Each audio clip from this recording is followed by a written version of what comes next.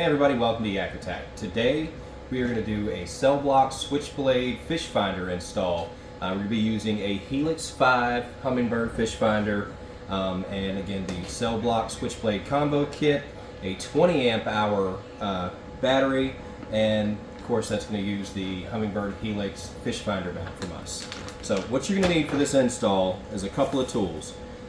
You are going to need one power tool. That's going to be the drill here with a 3/16 drill bit, and that's going to be to drill the holes through your CellBlok lid to install the SwitchBlade mount on top of that. I also have just a pair of snippers for snipping zip ties, a pair of pliers, and a handheld screwdriver with various bits, obviously some Phillips head bits, and you're also going to need a variety of hex head bits. So let's go ahead and get started and get these things out of the box.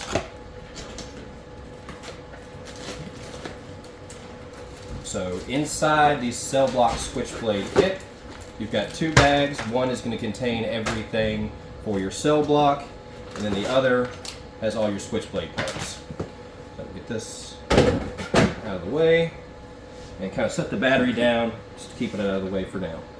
All right, so starting off, I'm going to lay out my parts for the CellBlok. Inside both of these you'll have your individual instructions. Obviously we're not going to use those.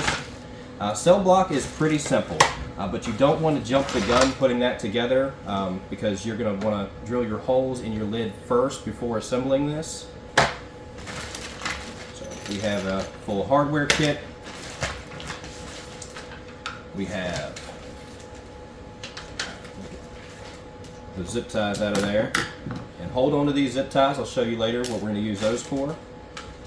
So inside the CellBlok you have your bottom base, you have your lid, you have your door, the back, and the sides. Alright, so we all have all of our parts here. I think probably one of the best things to do so you figure out how you want everything and where it's going to go is just to kind of mock it up. So you get your back there,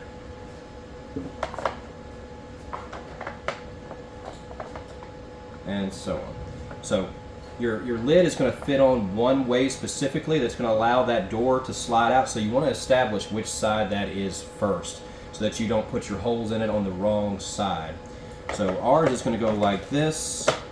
I'm going to want that extra wire facing to the outside so it's out of the way. It's not an entanglement for me here on the inside of the kayak, leaving my door to the inside so I can access the battery from the cockpit of the kayak if needed. So we've established which side is going to be which.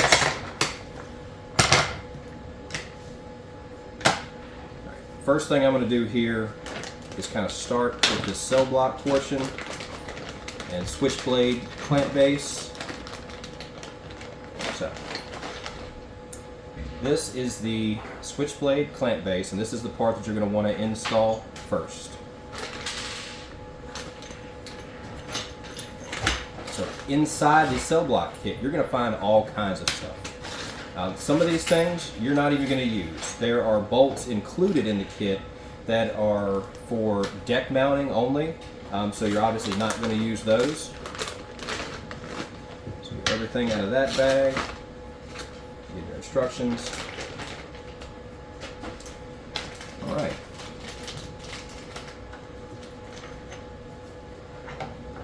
So the SwitchBlade clamp base is not going to go on here dead center. The holes that are molded in on the back side here for the for your hex nuts are offset. So we're going to go here to that top left corner, and you're only going to be installing 3 screws. And I know that looks kind of funny and sounds funny. That prevents you from having a screw sticking down low in the center of this lid. That's going to be a snag point for your battery. You don't want that. So where's that drill? So we figured out which side is which. We're going to go ahead and drill out these holes. So starting off, and there's an indent inside that screw pocket, that nut pocket. We're going to go right inside that.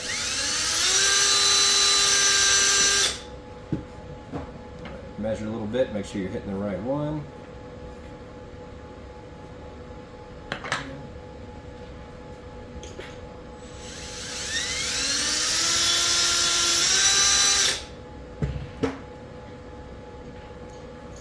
Alright. Alright, now your 3 holes line up with the lid. Alright, so once you have all 3 holes drilled in the lid, it's time to start assembling that CellBlok. And I like to take it and start with the bottom and get the first side in place. And this is only going to go together one way, so it's pretty easy.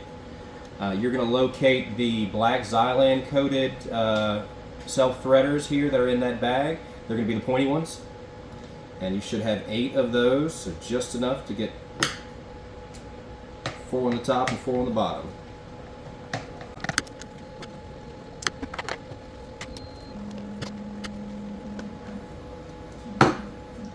Alright, so once you have your 2 sides screwed to the bottom, you're going to find your back, and it just slides right down in that slot.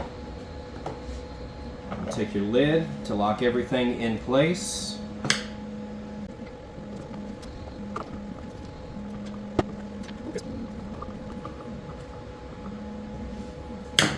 Alright, so now our CellBlok is assembled, and that door slides right in place like that. So next is attaching the SwitchBlade clamp base to that lid.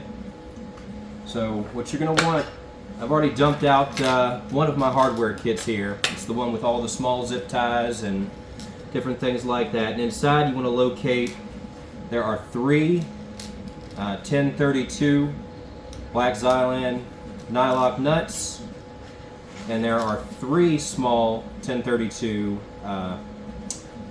bolts here. They're going to be different. 2 are a button head style, the other is a flat head style, and we'll get into why those are that way here in just a minute. A few things though that you do not want to forget, because trust me, I have done it. You're going to locate your mighty bolt. And now this is only applicable if you're going to be mounting your fish finder mount here to the lid, which we are going to do. So you want this mighty bolt installed first. Otherwise you're going to have to take it back apart and start over. So in one of the other hardware kits here, you're going to find your clamp base top, a knob, and some other nuts and bolts. Those are what's going to hold this clamp base down, and so that's something else you want to remember to install prior to bolting that clamp base down. So you're going to find 4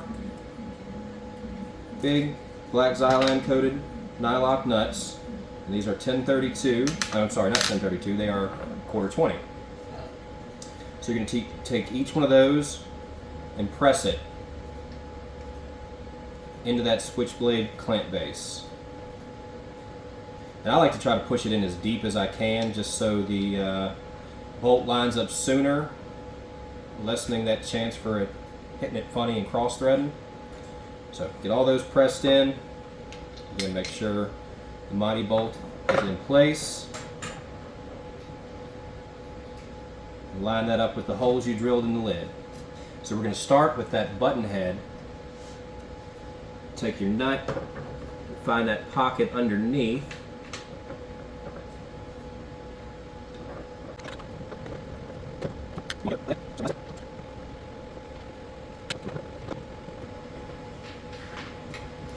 Alright, so for that 3rd stainless bolt, you're going to want to put this one in to the lock and load side of this, and that's the reason that it's a flat head, is so it does not interfere with the track teeth on the lock and load base.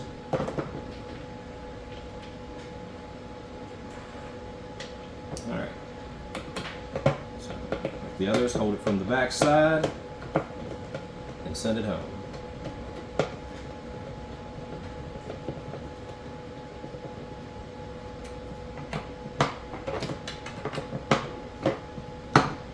Alright, so we got the first chunk of this done. We have our CellBlok assembled, we have our clamp base mounted to the lid, with our mighty bolt in place. So, next, I'm going to start assembling the SwitchBlade arm. Now, this is directional. It should only go in here one way, and so there's a transducer side and then there's a battery side. And the way you tell the difference between the two so that you're assembling this correctly is the transducer side is going to have this long groove in the arm. The battery side does not have that. So, kind of start mocking things up, and you are able to take a saw and cut lengths of this battery arm off if you feel like you need to. I don't think we're going to need to do that. This is going to sit just where I want it, just outside of my wires, and I think it's going to be perfect. So next, you want to install the blade.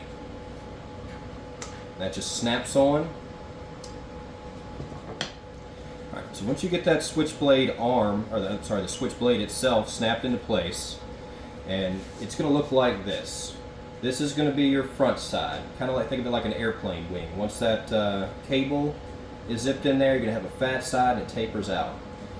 So once you have that in place, this is a part that gets a little tricky. We honestly get a lot of calls about this because the instructions are a little vague, but you're going to want to locate these two 1-inch 832 black xylene coated bolts with the two nuts and the washers. So what these are going to do, they're going to go right through this clamp on the blade. And it's a tight squeeze, so you might need to pinch it a little bit to get that nut started.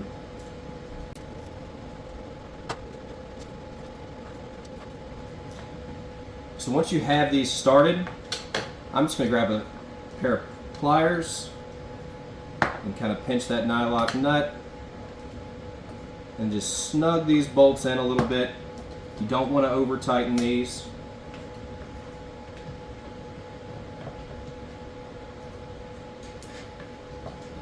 So that feels good. So that's good and tight. Get this thing just like I want it. Again, with this wide section out and that groove facing out. I'm going to get my clamp base and start putting this together. Alright, and so the clamp base, it has a notch here as well that goes in with the front side, so you're going to make sure that's lined up correctly.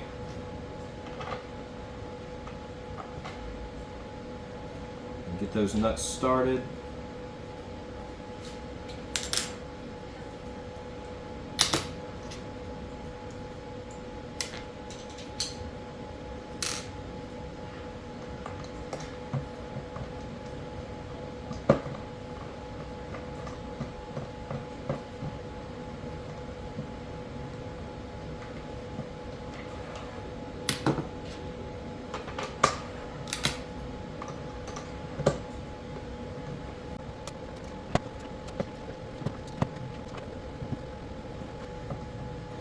Alright, so once you have all these 1/4 bolts in place, you want to kind of work your way around, just gradually tightening them. You do not want to over tighten this.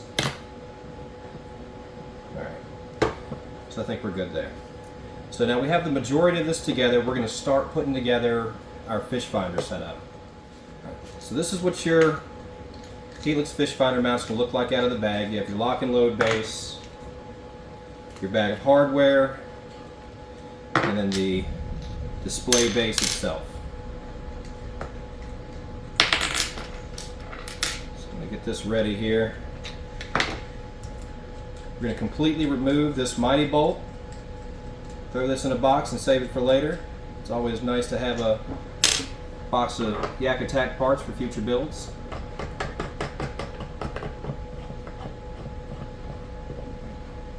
Crank that track base down, snap on.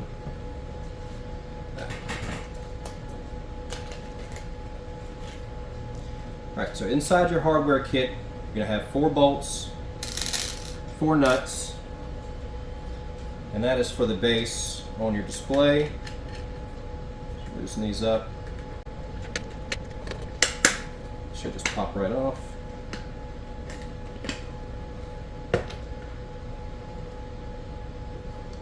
Alright, these holes should line right up.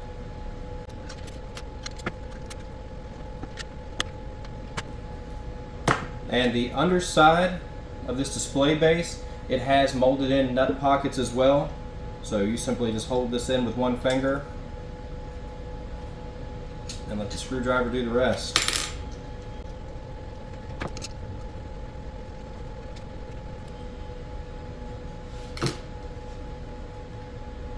Alright, so then you're going to install this base here with your carriage bolt.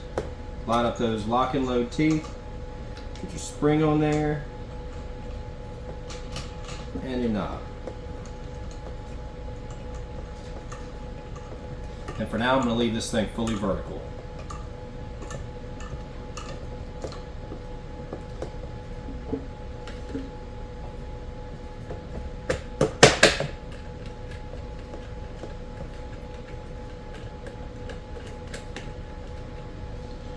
All right.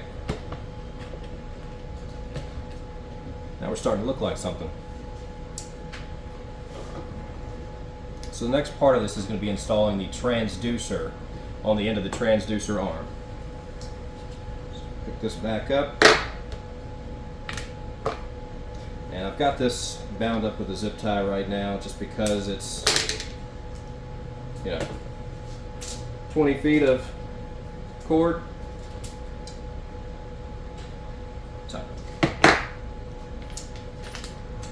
Inside one of those bags, you are going to find this little pivot adapter here, a kind of a fiber washer here, and a stainless bolt, a bigger black xylene coated bolt, and the 2 corresponding nuts. Move this around a little bit.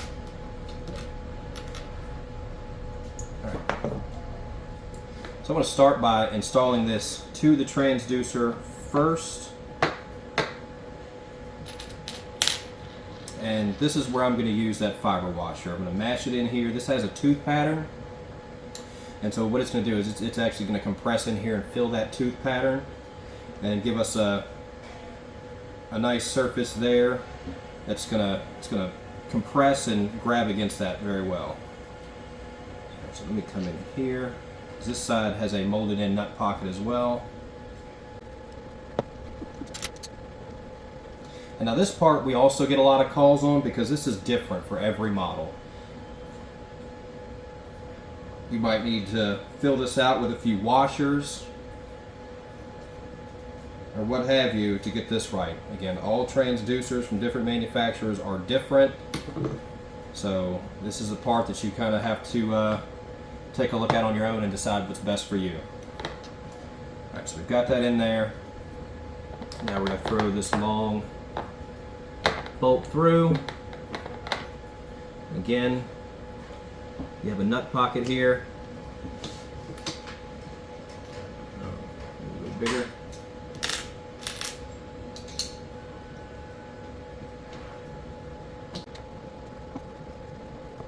Alrighty. So now our transducer is mounted to the bottom of the switchblade. I'm going to start playing with some zip ties here and running this cable. So get a few in hand. Now you don't want to do this part too tight. You want to leave yourself a little bit of wiggle room so you have room to articulate. So this wire is going to tuck right into that groove on the front side we were talking about earlier. Run your zip tie through.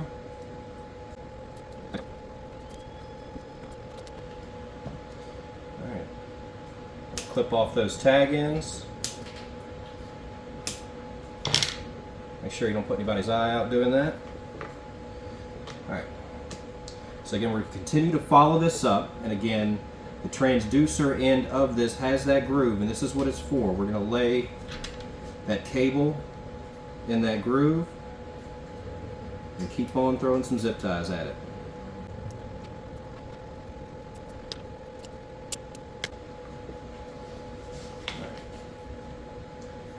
Alright, so once you're this far up,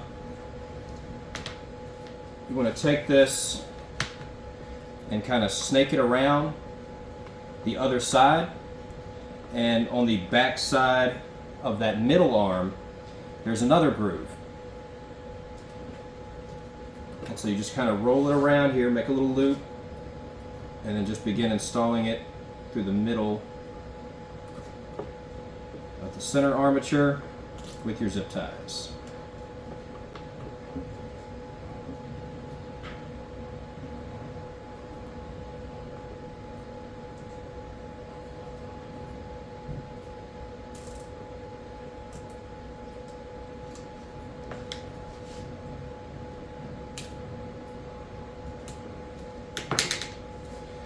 Alright, so now we still have all of this we have to deal with.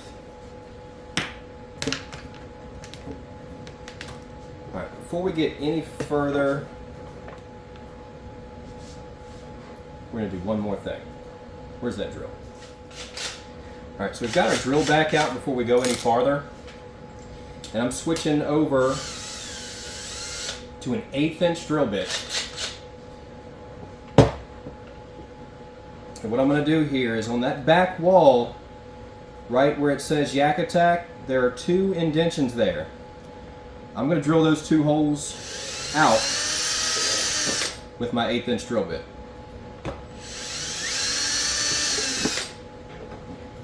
And I'll show you why here in a little bit. So, we have our arm mostly assembled here.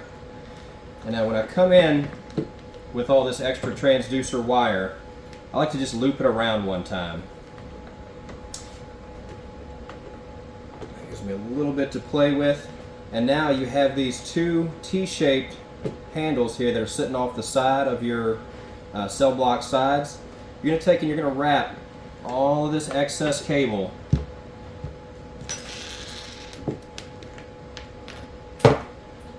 around these 2 little handles.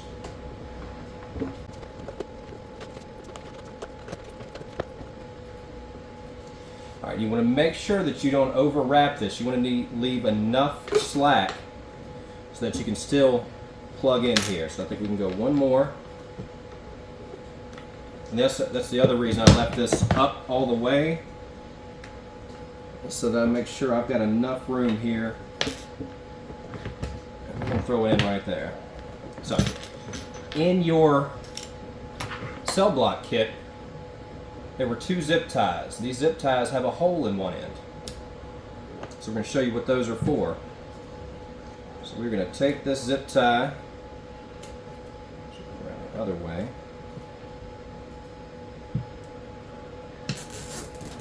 And tighten it up right over the center of the top bundle. And then we're going to do that again right over the bottom bundle.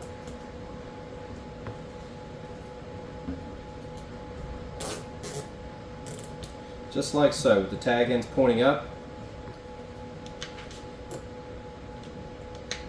And I'm going to go ahead and clip them once they're good and snug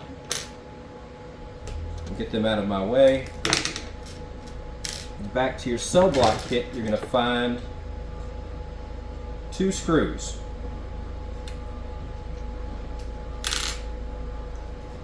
There we go. It's going to be Phillips head screws, so make sure you have your Phillips bit on. And that's going to go through the hole in that zip tie right into those 1/8 inch holes that we drilled in the back of the CellBlok. And that's going to keep these wires out of your way and give you a nice clean look.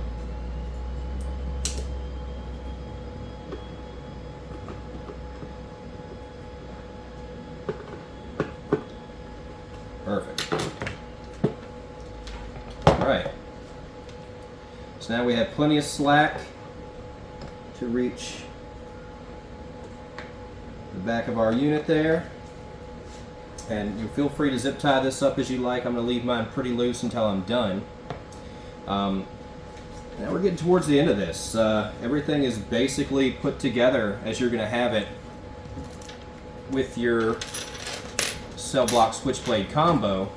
And so you kind of rake all these parts together. You see what you have left over.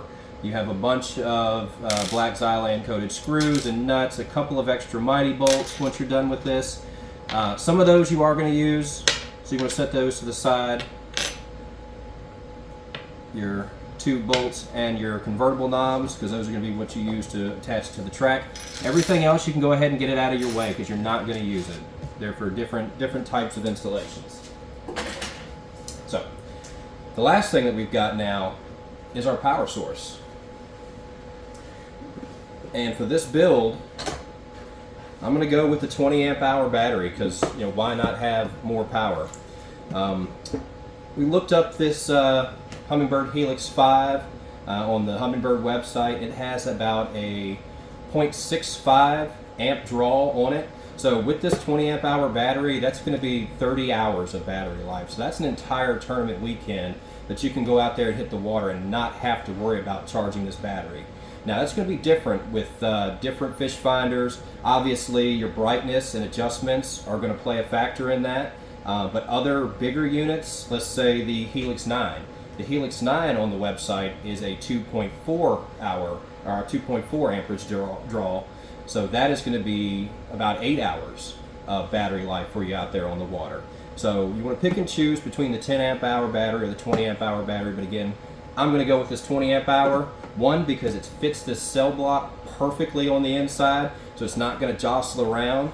And I'm going to have enough power to do whatever I want for an entire weekend. So we're going to pull this out of the box. It's got a nice Kevlar case around it. We're going to leave that on. I just want to access this pigtail for our power. Get that out. You've got a little manual here. You have your charger, and that screws in to that same interface. All right. So you'll find a little baggie that has your pigtail for your connector for your power side for your monitor. So really easy. You have your battery connection and red and black wires there. This is going to come with 2 butt connectors, crimp connectors there, and a piece of heat shrink wrap.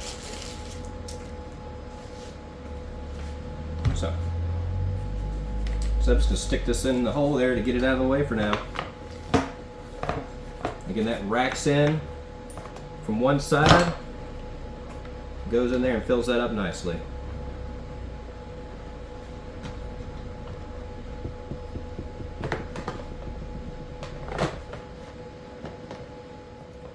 So to get these two hooked together, your power cable on this Hummingbird Helix, red and black wires. Your battery connection, red and black wires. Now I already have these things stripped out a little bit for you. So you want to go in one of your butt connectors, and if you don't have a set of crimpers, that's fine.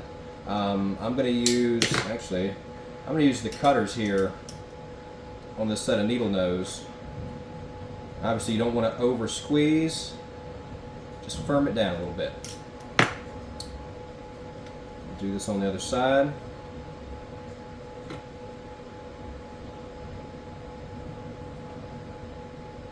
And crimp it down.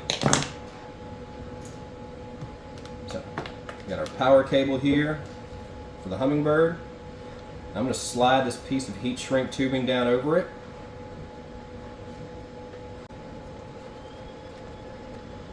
Alright. So I'm going to go red to red, black to black.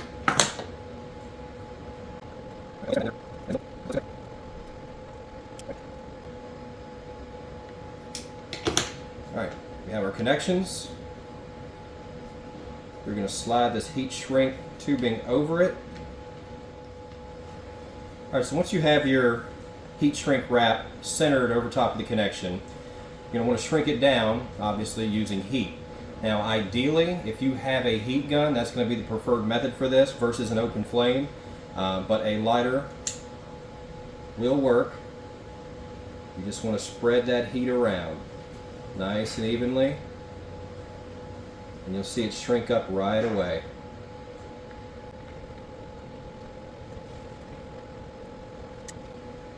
Alright, so once you have that all shrunk around your power connection, we'll start hooking things up. Power in.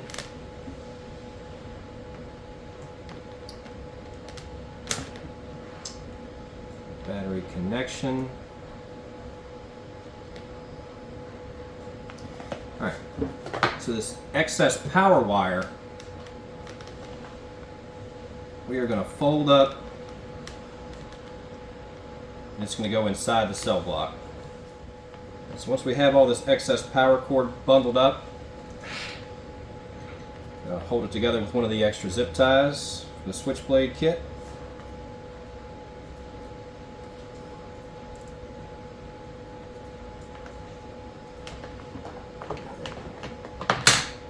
Stick that right inside of our CellBlok.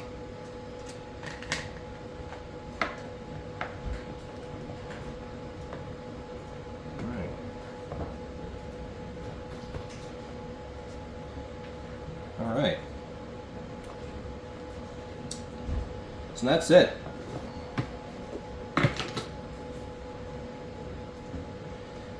So we have complete adjustability here in our display.